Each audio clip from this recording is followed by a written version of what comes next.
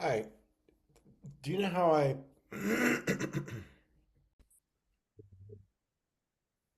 I'll start now because it's 11:30. And I know this is being recorded, so for folks that are joining late, welcome to the presentation. You're probably going to be a slide or two in because I want to respect the 5-minute time limit. So just wanted to provide a quick overview of Keysight and more specifically Ixia. And I'm just going to move right to my next slide to explain what that means. Now, it worked earlier. There we go. So who is Keysight? Who is Ixia? So Ixia is actually is a spin-off of the original Hewlett-Packard, which started in electronic measurement and test.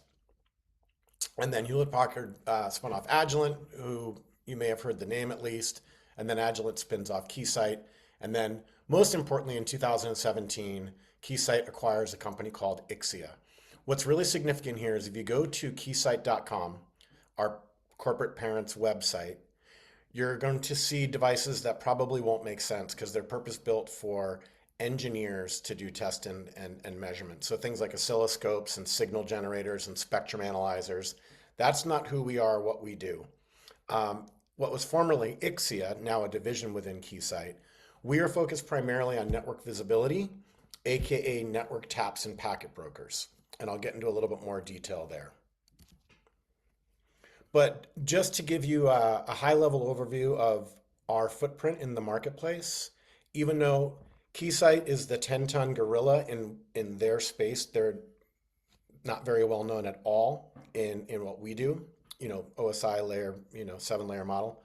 And then Ixia was a very well-known brand, but when they were acquired and the name was kind of absorbed into Keysight, I think a lot of people lost sight. But rest assured, you can see our footprint globally. We are a significant player in the space. In the visibility side of things, which is where we're going to focus today, our biggest competitor is Gigamon. So if you're familiar with Gigamon and what they do and their technology, we are the two big dogs. We also compete with Arista, Garland, Niagara, C Packets, but most enterprises are going to go with, Arista, but Gigamon or Keysight/Ixia. So just to grab everyone's attention, and I believe we have this posted also in our booth, but we do have a pretty generous spiff, and we can send this to you if it's not already posted. But the the thing that's most important here is the fact that we do pay both salespeople and the sales engineer. So you're not splitting $1,000 for a new logo over 50 grand. You're getting $1,000 each, and that cascades throughout the program. So what do we do? Where do we fit? And on my screen, I have all the people. Whoops. Okay.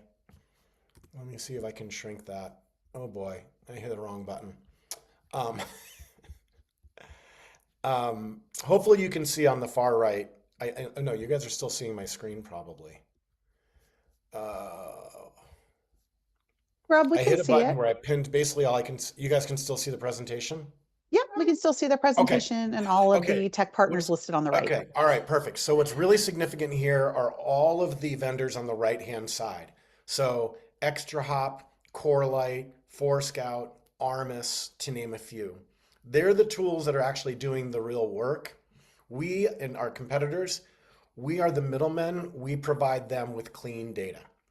If you attach those tools directly to the network on the left-hand side of the presentation, they ingest all the data, they ingest duplicate data, they ingest data that they don't care about.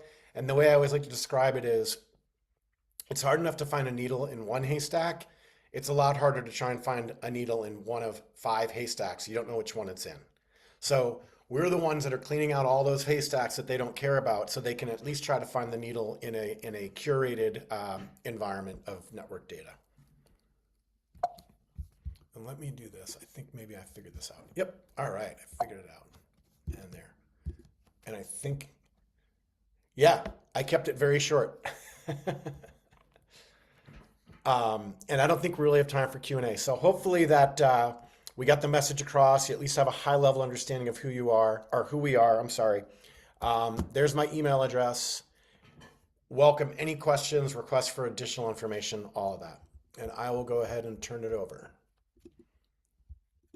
Thank you, Rob. Thank you. Awesome. Welcome, everybody. We are taking a deep dive into some fun IoT things today. But to kind of level set before we get started, I'm going to share out the presentation. We have a little bit of pre-work due diligence to get through. First thing to do is make sure you have your, if I can get this on camera, Super Starter Kit. It is a full IoT based on Arduino. So grab that, have that handy. Make sure you have a USB cord to be able to plug it into your computer. It comes with one. And then let me go ahead and share out my screen. Cool, and this will be a couple times throughout the presentation, but just to get you started, there's a QR code there that will get you to the code that we will be using today. So everything's already pre-built for you. There's even screenshots and wiring diagrams. So as everybody will get lost towards the end of this, as you'll see, you can kind of go to the nth degree with this, but you at least have some guidance to be able to pick up and maybe not follow along, since this is effectively connect the dots with wires today. So please go download the repo as well. And just getting ahead of it as well, the Arduino IDE, we'll need that as well. I'll provide you some links here in a second, but just for those that are available to get a jump start, that would be helpful. But without further ado, my name is John Owen. I have here with me, joined by AJ Patel. We're doing a talk today called Why Are We Doing This? Building IoT Systems from Scratch. Hit the next slide. There we are. So as I mentioned, my name is John Owen. I'm the Director of Security and Data Analytics with Fulcrum. And also I have here AJ. Hey guys, I'm AJ Patel. I'm a senior security consultant for Fulcrum, working under John on the data analytics team. Thank you, AJ. All right, and then kind of back to it. Again, we mentioned you're going to need the Arduino IDE. So go ahead and download that if you don't have it already. The code's here. It's via QR code. It's also the full GitHub link there. We will be watching Q&A and I guess to chat while we're in today's session. But feel free to pop in there if you do have any questions, comments, concerns, or have any issues. Awesome. So what are we going to be building today? Thanks, AJ. AJ posted the link in chat for you as a quick reference, so I much appreciate it. So what we're building today, we're going to take a kind of, I'm calling it crawl, walk, chaos, typical to crawl, walk, run. You'll kind of see the breaking point there as we step into phase 3, but we'll start with just basic power connectivity. We'll go into making a simple LED blink. Then we'll introduce some buttons and sound feedback, and then we'll introduce a potential project that if you finish it during this 45 minutes, it'd be astounding. But let's show you what the potential is for this kit. And we're only touching maybe a fifth or less of the actual components in the kit itself. But the biggest thing is to understand really, how this can be used, how the components work together. So what is in this kit? And again, kind of just starting out, you've got an Arduino Uno.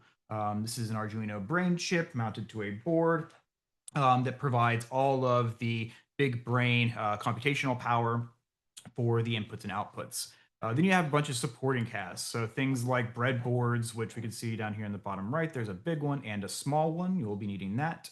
There's a power supply module we'll show you as well. There's some LEDs, there's a buzzer, some buttons, there's an ultrasonic sensor, there's a 7-segment display, a 4-digit and a 1-digit. We're going to be using the 4-digit. There's a shift register. We'll get to that in a second too. It looks like a little chip. Then there's things like resistors, jumper wires, and such. You will need the 220 ohm resistors today, and that big bundle of jumper wires. Again, this is only touching a little bit of the kit. There's tons of different sensors for temperature, NFC, liquids, servos, LCDs, infrared. So definitely dig in. There's a bunch of stuff on the internet to make this into something cool.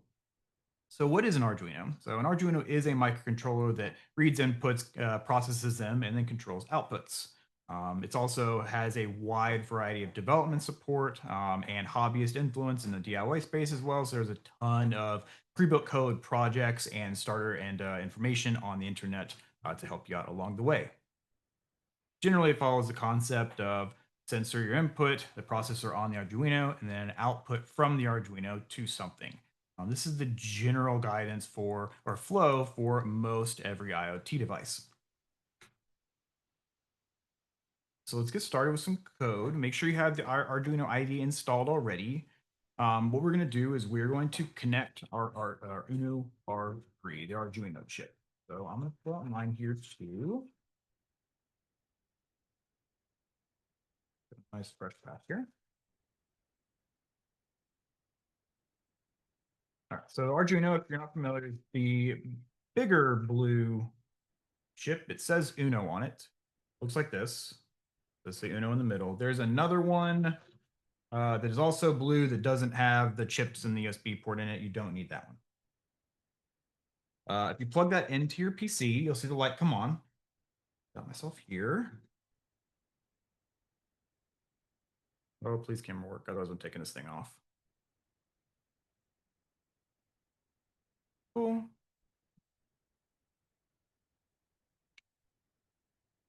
Plugged in all the way. There we are. In front of my face. There we are. So the lights come on.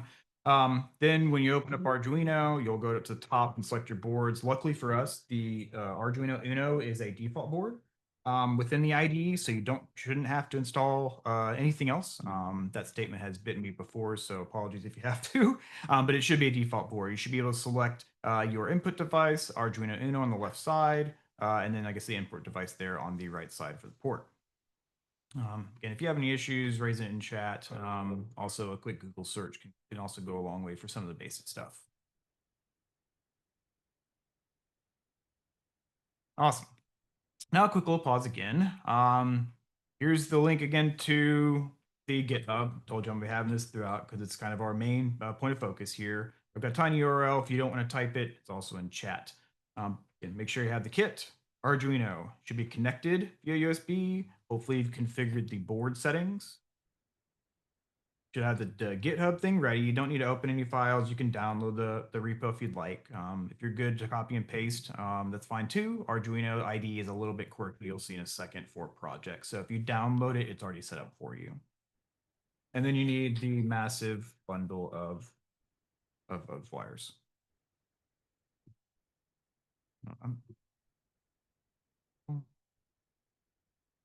All right, so for phase 0, this is our power test setup. This is just going to make sure everything works. So what we need is the breadboard, you need your Arduino, and you need the power. Looks like this top little thing here. Got yellow and black jumper wires on it. I need that. Show you a close-up picture here. So this is what you should be doing. You should connect your power module here. It's this big black box with the yellow connectors on it. One thing to note, so I've seen a couple of these come in different formats. There are 2 jumpers on them. If you're not familiar with what jumpers are, it's these little square things that connect 2 wires together. All you do is you pull off. The top one, please set to 5 volt. That's the bottom number here. You can see it says 5 volt off, 3.3 volt at the top. You want to connect the bottom 2, which makes this into a switch that puts 5 volts there. The bottom one, you can set it to off. We're really not going to use it, but what this is protect any voltage from potentially going out on that rail and potentially shorting something out or putting power where you might not need it. It's only 1 peg across from the negative, so set that to off just for safety. So again, 5 volt on the top, nothing on the bottom. Cool. All right, so let's build our first project. After we've connected the power supply module to the breadboard rail, as you saw in the previous picture, we want to connect the Arduino to the top rail with 1 wire. We want to connect it to the ground with another wire. We'll show you a picture in a second. Then we're going to open up the phase 0 code. If you have the code downloaded, you can double click on that. It's an INO file, and it will open up in the Arduino for you. Copy and pasting is a little bit weird. I suggest just double clicking on the file and having it open for you. It's just easier. And then if you're able to get that far, we want to open the monitor and essentially upload the file. But here's what we're going to create first. So take your Arduino, We want one cable, make this bigger for you, going from the ground to any pin up on the top of this breadboard. So you see the negative here, ground, negative, top rail. Same thing for the 5-volt. The colors do not matter. General guidance for this, as I kind of noted on the slide, is use the shortest cable available. You can always get a longer cable, but you can't make a shorter cable longer. The colors completely don't matter. And if you do this right, and the Arduino is plugged in, you should see the light come on your breadboard.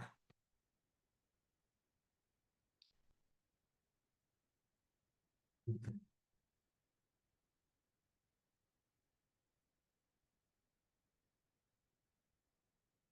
anybody's following this so far successfully, can we get some thumbs up? That would be super helpful. Try to show this here.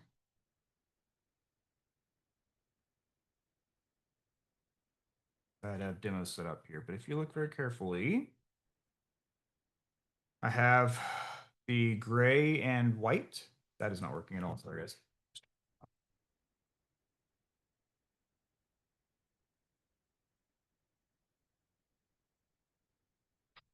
Much better.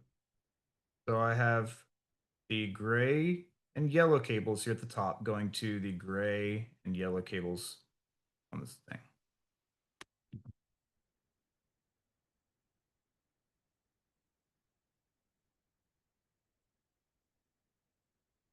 Awesome. Let's hope everybody's to this point. If you are and everything's plugged in, you take that code and you run it. A little button at the top that says upload. It'll take a second. You'll see this coming out of the serial monitor. If you don't have the serial monitor open, it's the top right of Arduino. I'm gonna pull this up and show you guys.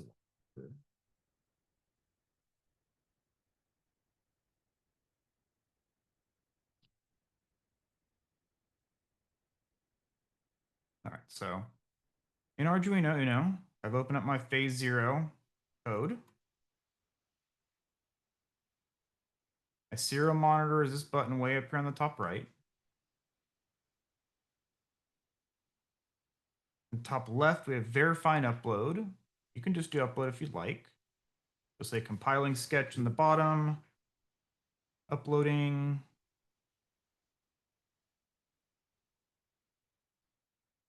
Here we have phase 0, power test and basic connectivity. We have our connections right. Toward the bottom, we can see our system status start to tick as the time progresses. If you're here, you have everything connected. You should have everything powered up. You should have the light open or on your power module. Hopefully you've got code running. Take a quick pause. See who needs to catch up.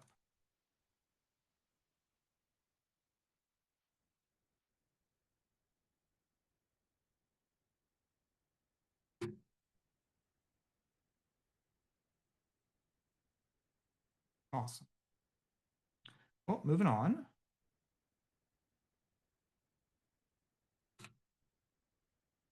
AJ, you want to take us through the next phase, please? Yeah. Okay. So the next phase, we're going to take the Arduino and the breadboard that we just hooked up, and we're gonna add an LED to it to make it blink. The basic understanding of this is just general easy circuit building. We're going to utilize just one pin on the Arduino and use some simple code that you'll see in the phase 1 repo. And this is kind of simulating stuff like smart home lighting or status indicators or notification systems. Like you've gone in the office at some point and recently or not, you might have seen people with the little Teams status indicator cubes. It's kind of what we're going to be doing with that. So what you're going to need is a LED. You can use red. There's a couple of different colors, red, white. I've tried with the green. I couldn't get the green to work in my kit. I'm not sure if that was a component issue or what, but just going with red for this demo. You'll need one more jumper wire. Color doesn't necessarily matter, just one jumper wire with pin on either end, and your powered breadboard. And so the basic circuit is going to be connecting pin 13 on the Arduino to the positive leg on the LED. Now, the LED, you want to make sure that you have the polarity correct. The longer leg is going to be your positive, and the shorter leg is going to be your negative. You don't really want to mix those up, because if you reverse them, it's not going to work, and it could possibly burn your LED out. And so we are going to plug the LED into the board. Yeah, you can zoom in there.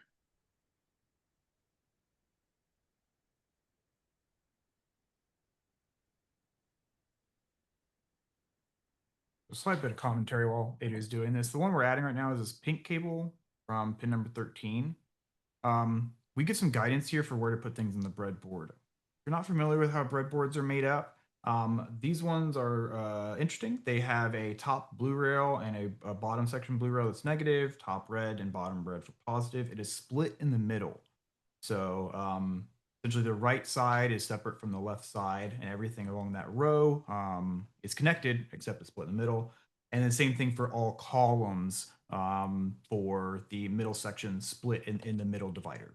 So anything that we have connected for this pink cable is actually going to the positive end of this LED, then going to the negative here on the breadboard itself. So the vertical columns are all connected effectively. You can pick any of those slots to put the wires in. Yep. And one thing to note, normally when you're messing with LEDs in general, you want to try and use a resistor just so you don't send too much current to the LED to burn it out. We are kind of skipping that in this demo just to make things a little bit easier for us as we move along. But once you have everything connected, you can open the Arduino IDE and either copy your code in, or load it in from the repo if you load it to your desktop. And if all was done correctly, you should see your in the output, you should see the LED state changing from on to off. And this is actually the completed project, but you can see the LED should just be blinking. The code is pretty simple. It's just it's just calculating the time between like a start time and an end time, and calculating if it's been 500 milliseconds and telling the LED to blink.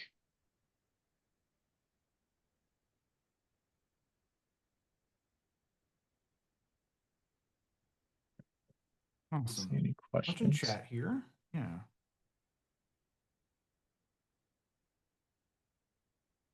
Give away some like honorary doctorates in electrical engineering for this. All right, cool. All right, now we'll move into phase 2.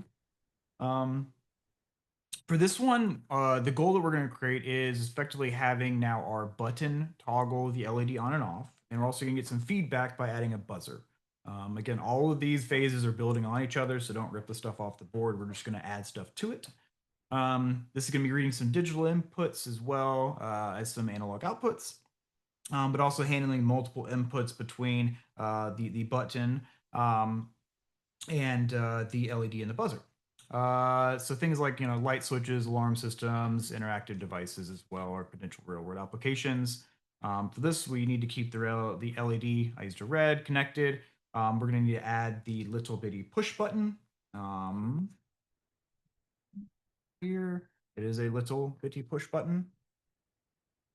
And a buzzer. The buzzer is the circle one. Let's see, the black cylinder. It looks like this. Let's see. got two nibs on the bottom of it. It's the one that has the sticker on top of it. There's another one. I think this one is like a moisture sensor or something like that. It's weird because they look almost exactly identical. So if yours doesn't buzz in a minute, go find the other one. They don't have numbers or anything on them that they're identifying. So if you have a sticker on it, take the sticker off. That's your buzzer.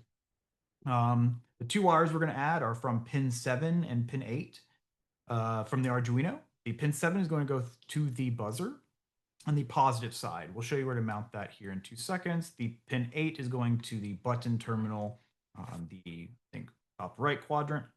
After we add those, we're going to use the phase 2 code and upload and test. So here's your wiring diagram. Typo the green LED. But keep your original LED connected. We're adding a button here and we're adding a buzzer over here. This buzzer icon is the only one that's available, but you should be able to push the buzzer directly into the breadboard with the positive facing up. So hopefully you can see a little bit here, but here is the buzzer and the button. You can just push it straight down into the pins with it up. Straddle that middle thing, please. Because again, the top section is broken up from the bottom section. So this will separate those connections. Don't put them on the same set of pins. All right, and then the other one is obviously both of them to ground. You'll see they do come over here to the left side, left half of the breadboard. Again, remember this is split kind of like a T through the middle and vertically as well. So if you do it to the right side of the negative or positive ends here, nothing's going to happen because those are not grounded or powered.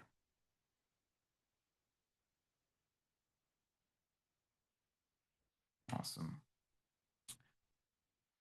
All right, so if we do that and we run our test, we should to get a button that allows our LED to turn on and off and buzz. Can you do it? Let me get the code pulled up here. I will go back to the wiring diagram for you.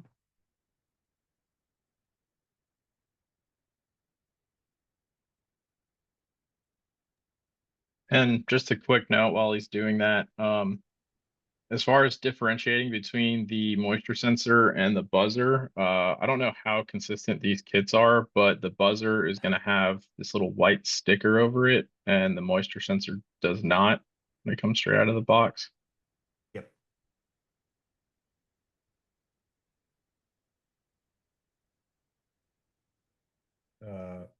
Okay. The other thing to note is the moisture sensor has a blue tint to the bottom of it, and the buzzer is filled in with black all the way around. So, can't tell. I spent probably 45 minutes trying to troubleshoot this the other day and realized I just had the wrong component. So let me grab the board and I'll show you the compilation.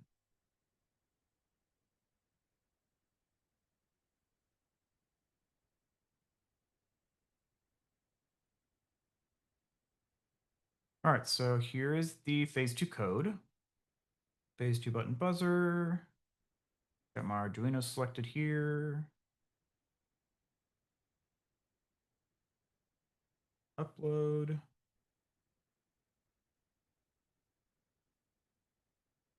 Cool. Sometimes you may get status errors in uploading.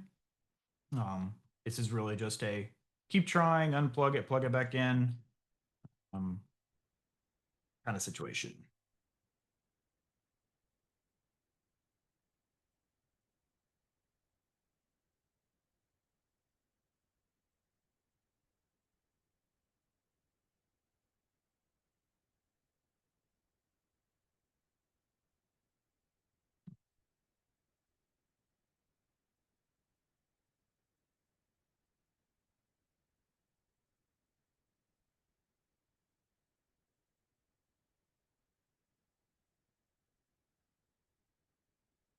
Yep, it's really just debug because right now it's not seeing the device.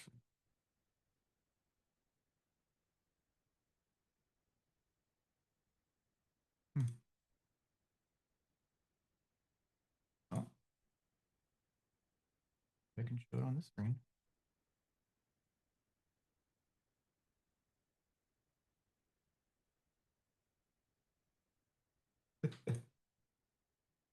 So I mean, that's happened to the best of them.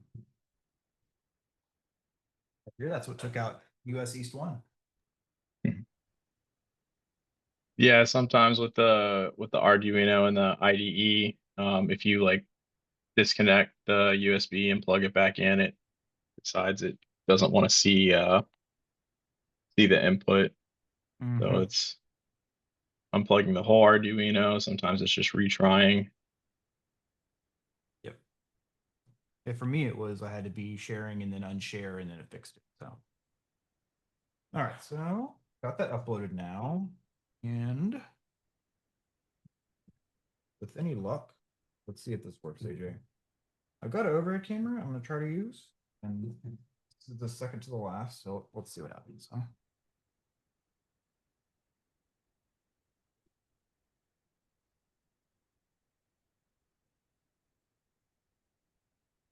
All right. Say it was a good overhead camera. So, see here, we've got the button and buzzer. If you push it,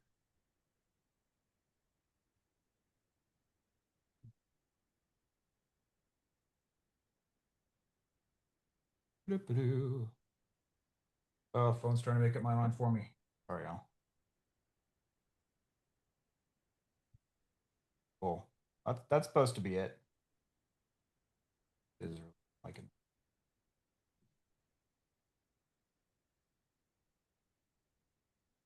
all right. How many people are like caught up to this section so far?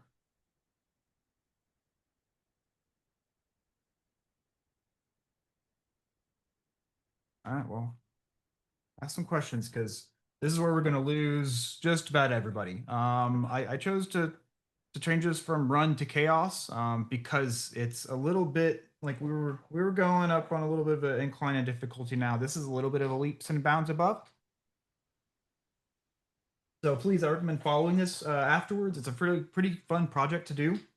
But it's just fairly complicated. What we're going to do is propose a project where we build a alarm system, if you want to think of it like the backup system on your car, where we have sensor input, multiple input from, I guess, a manual intervention perspective, mute button, as well as the shift register, a 4-digit 7-segment display, as well as the ultrasonic sensor as well. So, the ultrasonic sensor is the blue thing that looks like it's wearing glasses. It measures distance using sound.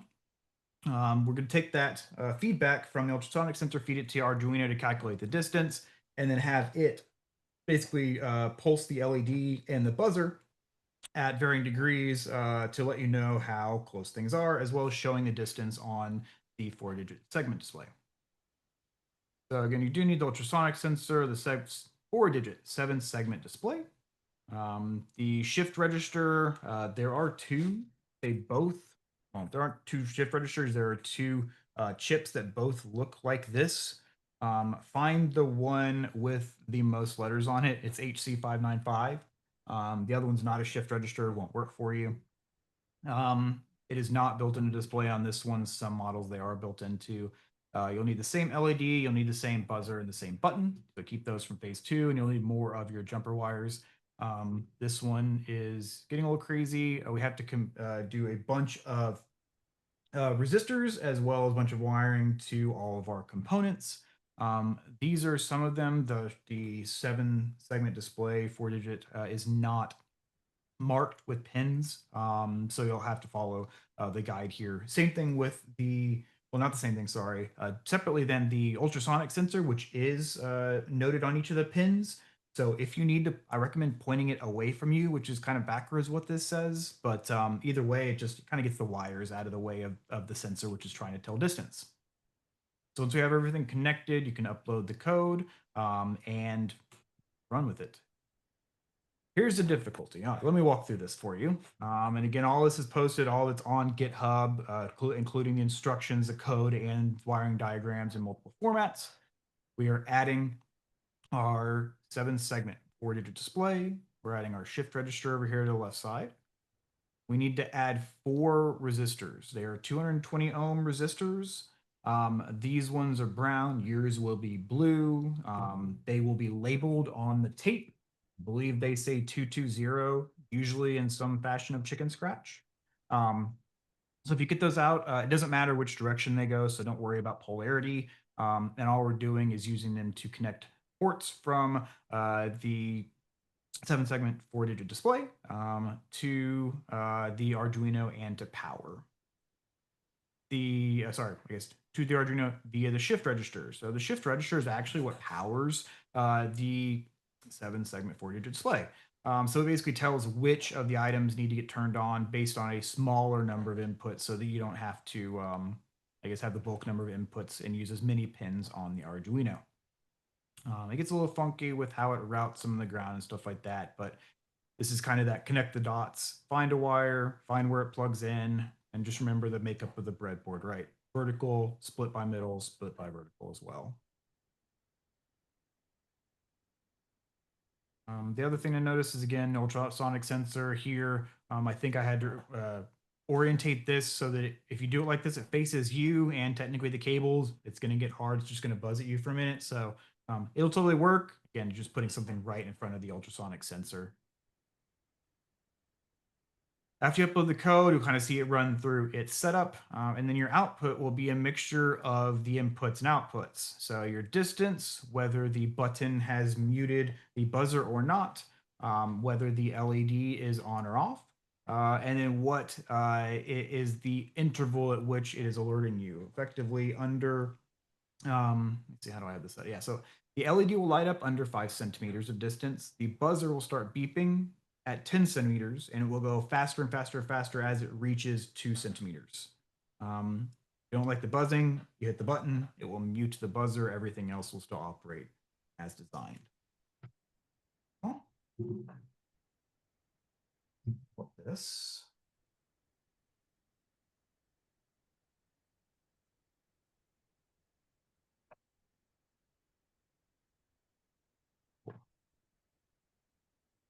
I'm just going to leave this up for a little bit. Got a couple minutes here. There's definitely time to ask questions if you need anything. This is our last phase, and totally did not expect for anybody to get through it today. But AJ and I are here to answer any questions relevant to the immediate project at hand or any of the components within the kit that we're able to, obviously.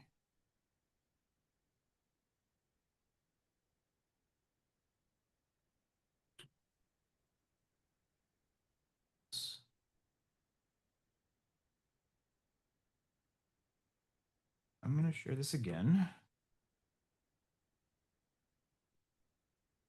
I'll show you what this thing's supposed to do.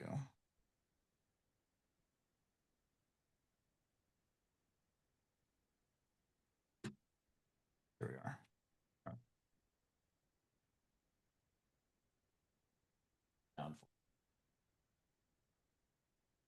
Yes, okay, cool. So right now the closest thing is 23 centimeters from here. I'll put my hand in front of it and you can see it go down as I get my hand closer. Not perfect.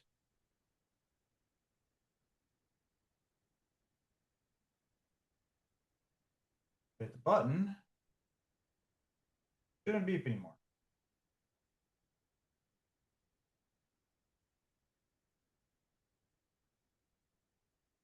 That's what you should get out of the project once you have all the wires connected.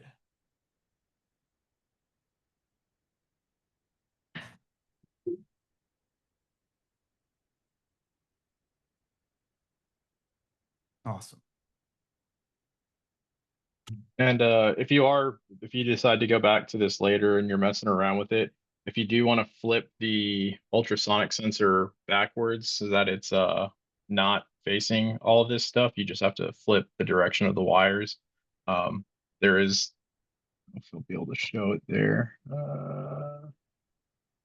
Well, you can kind of see it. There is little markings that tell you what pin is what, and so you basically just have to look at the diagram and just go the opposite direction, or the opposite pins as you flip it around. So ACC, trigger, echo, and ground. You can see the pins are marked there. So as long as the wires are connected, it's what's kind of cool about these things. All right. We're on to our last couple minutes here. What I hopefully got out of today, thanks, Gary. What hopefully you got out today is that we're able to go through power verification, understand what the simple output and input control for the Arduino and some components are. These are very high fun, low risk type of projects to do. And hopefully got some insights into the particulars of that autonomous system we want to call from the vehicle backup scenario. Just kind of remember the building blocks approach. You'll kind of see this proliferate through the different lab exercises that these kits come with and have on the internet. So just remember that it's really as simple as connecting either the dots from the diagram or the project or one of the how-to guides. But dig through all the different things in here. There's different there's like a remote control, there's a pin pad. You can make codes. We tried to make like escape rooms and puzzles out of these whole entire kits, but you can obviously make, there's a servo in there as well, so you can make some fun things, twiddle to your heart's desire. Maybe make some art or some wearable tech or something that does a little bit more useful around your house. There are some follow-ups. Obviously, there's a link again if you missed it in chat, but all the codes there, all the references are there. Please reach out if you have any questions. There's, again, tons of online communities and references and everything that will absolutely take more time than we have here today. But any last questions before we kind of wrap up?